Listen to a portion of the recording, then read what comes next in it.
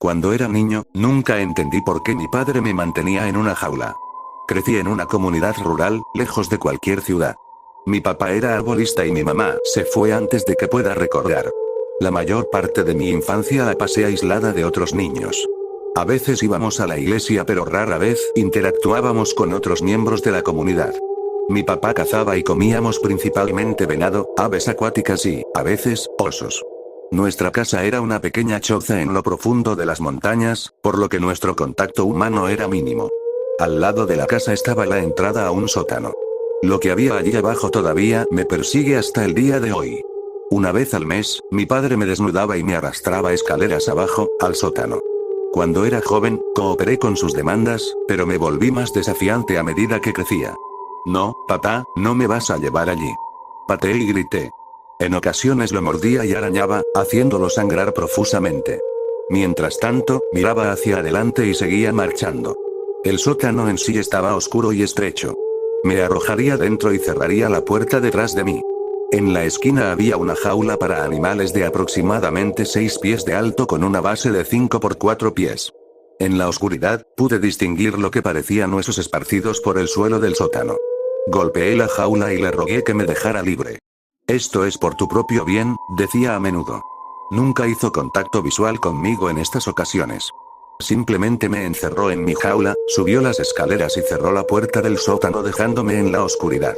La luz que entraba en la habitación era tan tenue que incluso cuando mis ojos se habían acostumbrado a la oscuridad, todavía no podía descifrar el contenido de la habitación. Esas noches fueron horribles. Al principio sentí una leve sensación de hambre que pronto se convirtió en voracidad. Entonces mi mente perdería el sentido del lenguaje físico y se convertiría en nada más que sentimientos primarios. La ira, la agresión y un sentimiento depredador de venganza me consumieron y mi mente se volvió insensible a cualquier cosa que se pareciera al intelecto humano. Por último, recuerdo las contorsiones corporales. Mis huesos se sentían como si una fuerza externa los estuviera estirando. Cada centímetro de mi ser dolía. Siempre pude soportar brevemente el dolor hasta que la fuerza externa se volvió excesiva y me redujeron a espasmos en el suelo. Mis extremidades pronto tomaron vida propia hasta que ya no pude controlar mi cuerpo. Después de esto, no pude recordar nada excepto una fuerza neuronal paralizante que redujo mi concisión a nada más que vacío. Y luego, nada. A la mañana siguiente, mi padre bajaba y me despertaba. Me despertó de la misma manera cada vez, empujándome suavemente hasta que recuperé el conocimiento.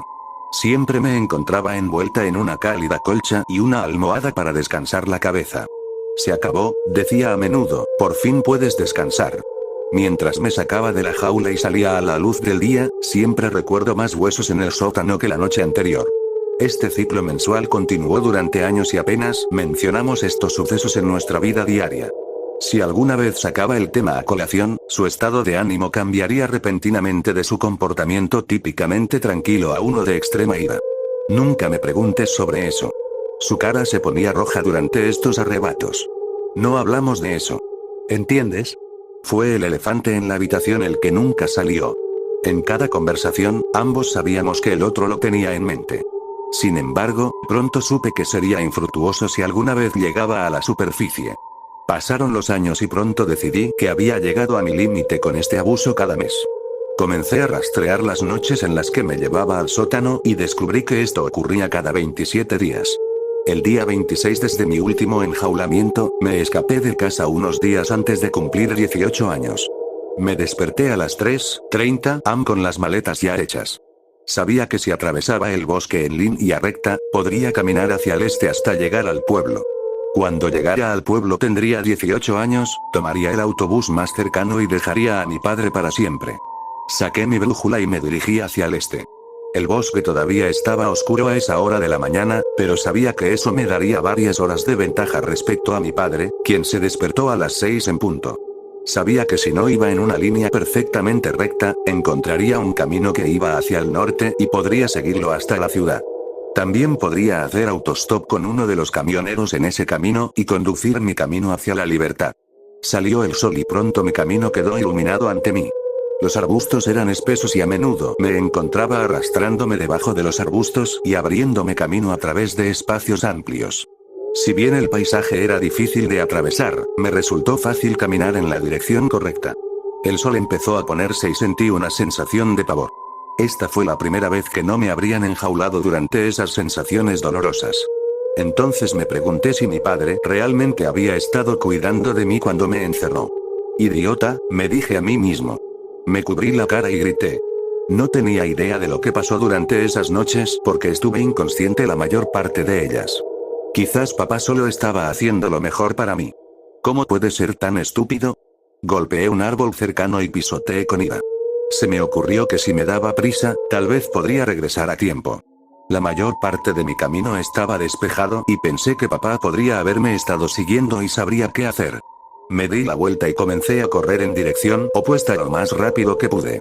Ya estaba muy agotado por la caminata del día, pero sabía que necesitaba seguir adelante. No tenía idea del daño que podría causar mi ciega estupidez. La luz del cielo se atenuó y pronto se hizo de noche. Me desplomé en el suelo, completamente sin aliento. Sigue presionando, le dije. Me levanté y traté de seguir avanzando lentamente hasta que me quedé sin energía. Apoyé la cabeza en el suelo y miré hacia el cielo. A través de los árboles, pude ver un cielo nocturno despejado. La luna apareció a la vista, luciendo más llena de lo que nunca la había visto antes. Fue un círculo completo. Tragué saliva cuando una fuerza profunda dentro de mi cerebro llegó al servicio. Me di cuenta de que estaba empezando a perder toda sensación de pensamiento y que mi mente se estaba volviendo primaria. Deja eso, dije. Pero mi mente fue invadida por una emoción primaria. Pronto me empezaron a doler las extremidades y comencé a perder el control de mi cuerpo. Intenté gritar, pero lo que salió sonó más bien como el aullido de un perro. El vacío seguía avanzando en mi mente y la oscuridad me abrumaba. Una vez más, nada.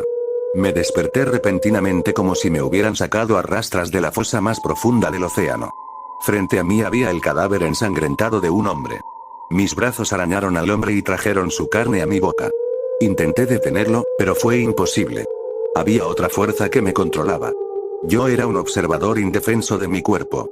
Pero me di cuenta de que mi cuerpo no se parecía en nada a mi cuerpo. Mis manos no eran manos, sino garras. Yo era una criatura cubierta de sangre y pelo. Las garras delante de mí agarraron más carne del hombre y la llevaron a mi boca. Podía saborear la sangre. Podía oler mi belleza.